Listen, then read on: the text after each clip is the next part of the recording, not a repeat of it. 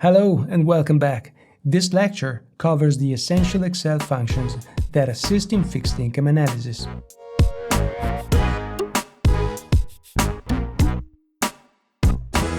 Mastering some functions and using Excel is crucial for accurate and efficient financial modeling. In this lesson, we will explore 11 powerful Excel functions that we've seen throughout our course.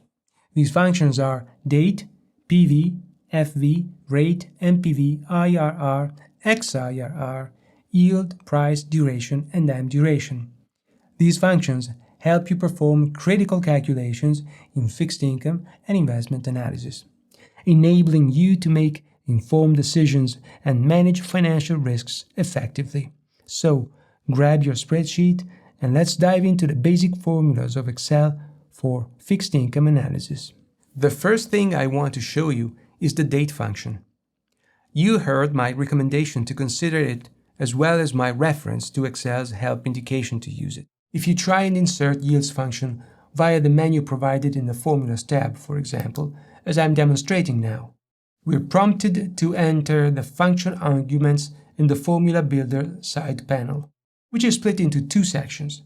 The one on top is the one where you enter the function arguments. It's a scrollable panel. All the function arguments are listed here, and depending on the size of your display, you might have to scroll down to see them all. To compute the bond's yield to maturity, we have to enter the bond maturity. If you recall, I told you of a warning Excel gives you about how dates should be entered. And I even told you that Excel recommends using the date function. Remember? Where do you see this warning? You should see the lower panel is scrollable as well and contains a brief explanation of Excel's function arguments. If you want a more detailed explanation, you can use this link here at the bottom to Excel's help functions. When you press it, Excel loads the help window, where you have a more detailed explanation of what the function provides you with. For instance, for Excel's yield function, the settlement date is a required argument, and you can read it under the syntax section. That immediately warns the user to enter dates using the Excel's date function. I just want to demonstrate this since we know that to avoid possible errors, we should enter dates using the date function. We already set our spreadsheet to accommodate for this need, like I've done here. Please note that I've used Excel's date function to output to this cell H12 for settlement, the inputs in row 12 and columns E, F, G, and I've formatted cell H12 as a number. Remember, as a number. This number, 45,576, feeds into Excel's yield function. And we're certain that the settlement date of October the 11th, 2024 is interpreted correctly. I've done the same for maturity. The problem originates from the ambiguity that exists when using different date formats. Like, for example, here in Europe, it's more common to express dates as day, month, and year. Whereas in the US, it's more common to use month, day, year. If I enter as a date June the 4th, 2023 as maturity in this spreadsheet, I'm forced to enter the year in the first cell, and I'm forced to enter it fully using 4 digits. Then I enter the month using the number 6. Look, if I try using the word June, I get an error message. Then the day 4. There's no way in misspecifying the maturity date as June the 4th, 2023 with April the 6th, 2023. For instance, even with years, we enter 76 for the year, Excel might interpret it as 1976, whereas we mean 2076. By using Excel's date function and of course previously splitting the settlement date and the maturity date in year, month, and day, we prevent any potential error. Let's move now to the other fundamental Excel functions that we already saw during the course. The most important functions are foundational in nature because they represent the fundamental relations in the so-called time value of money, central to all aspects of finance. Firstly, the PV for present value function is fundamental. It helps you determine the current worth of a series of future cash flows.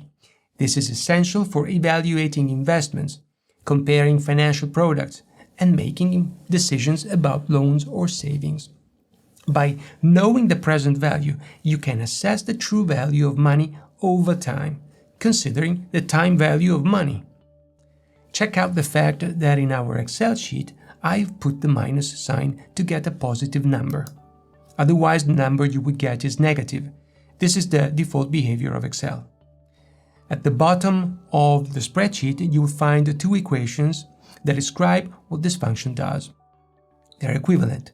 The second one is the logical one. Instead of summing equal payments, PMT, on a present value basis, one can simply calculate the present value of this annuity using the closed formula at the bottom. This is what Excel does. Next, we have the FV for future value function. This function calculates the future value of an investment based on periodic, constant payments and a constant interest rate. It's indispensable for planning long-term financial goals, such as retirement savings or investment growth. Understanding future value allows you to see how your money can grow over time with consistent investments. Check out how I dealt with periodicities other than one in the formula I entered here. At the bottom of the spreadsheet, you'll find two equations that describe what this function does, as is the case for the present value function. They're equivalent. The second one, again, is the logical one. Instead of summing equal payments, PMT, on a future value basis, one can simply calculate the future value of this annuity using the closed formula at the bottom. This is what Excel does. Again, the rate function is another critical tool. It calculates the interest rate per period of an annuity.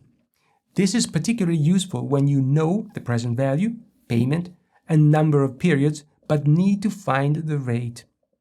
Whether you're evaluating loan terms or investment returns, the rate function helps you understand the cost or benefit in terms of interest rates. Now, let's talk about the NPV for net present value. NPV is essential for investment appraisal. It calculates the net value of future cash flows discounted back to their present value. A positive NPV indicates a profitable investment, making this function vital for decision-making in capital budgeting and project management. If you have a cash flow at time zero, as is the case for most exercises, you have to subtract it or add it outside the formula, because this function deals with cash flows from time 1 on, value 1, value 2, and so on. Closely related to the NPV is the IRR for internal rate of return function. IRR finds the rate at which the net present value of all cash flows from an investment equals 0. It's a key metric for assessing the profitability of investments, as it allows you to compare the relative attractiveness of multiple projects or investments.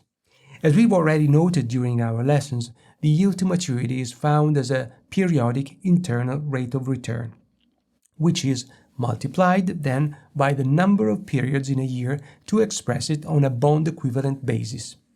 For investments with irregular cash flows, the XIRR function is indispensable. Unlike IRR, which assumes periodic cash flows, XIRR calculates the internal rate of return for cash flows that occur at irregular intervals.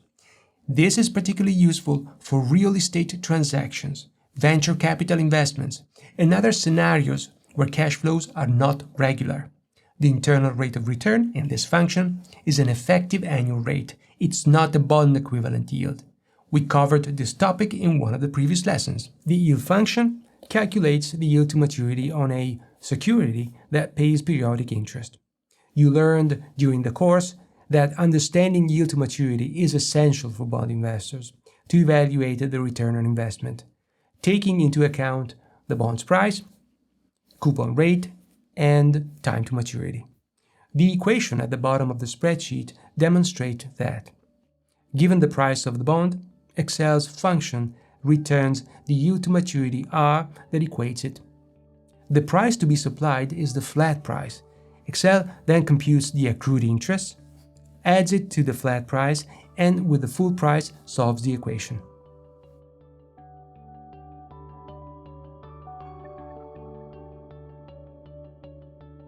Similarly, the price function determines the price of a bond based on its yield to maturity. This is essential for both buying and selling bonds, ensuring that you can price them accurately given the current interest rates and market conditions. The equation at the bottom of the spreadsheet demonstrates that, given the bond equivalent yield to maturity, XIRR's function returns the flat price that equates the two sides.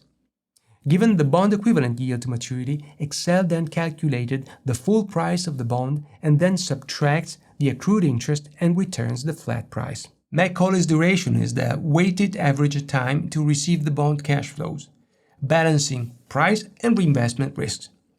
It represents the investment horizon where price volatility and reinvestment income due to interest rate changes offset each other. This means that at the Macaulay's duration, the total return remains stable despite interest rate fluctuations, making it a critical measure for bond investors seeking to minimize interest rate risk. The two equations at the bottom demonstrate how it can be calculated. N is the number of periods before maturity, C is the coupon rate, R is the periodic yield to maturity.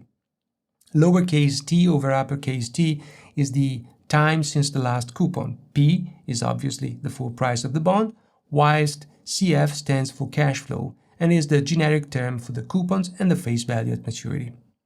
During the lesson dedicated to Macaulay's duration, we demonstrated that the two equations yield the same result. Finally, MDURATION for modified duration. It measures a bond's price sensitivity to interest rate changes, showing the percentage price change for a 1% change in yield. Investors use modified duration to assess potential price volatility, helping manage portfolio risk. The higher the modified duration, the more sensitive the bond is to interest rate shifts. Crucial for risk management in fixed income investments. It's a vital function for bond investors. In summary, these 11 Excel functions are indispensable for anyone involved in financial analysis. They provide the tools needed to evaluate investments, manage risk, and make informed financial decisions.